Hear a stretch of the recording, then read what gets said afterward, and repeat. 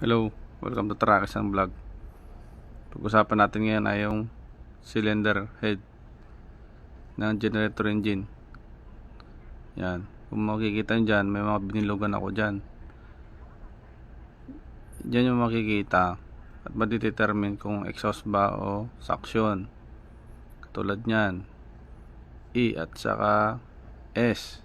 Yan, ganyan na ganyan din sa suction valve saka sa exhaust valve. Yung makita nyo dyan, yan yung mga valve seat, yung paglalagyan ng mga valvula dyan. Mapapansin nyo may mga parang tama doon. Kaya ang ginagawa dyan, pagtanggal nyan, nilalaping namin yan isa-isa. Kaya hindi ka na malilito dyan kung saan yung suction at saka exhaust. Yan, lalapingin yan.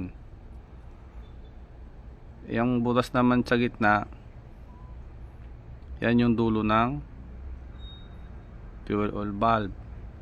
Kaya yung fuel oil valve nozzle. Yan. Maraming salamat sa panonood.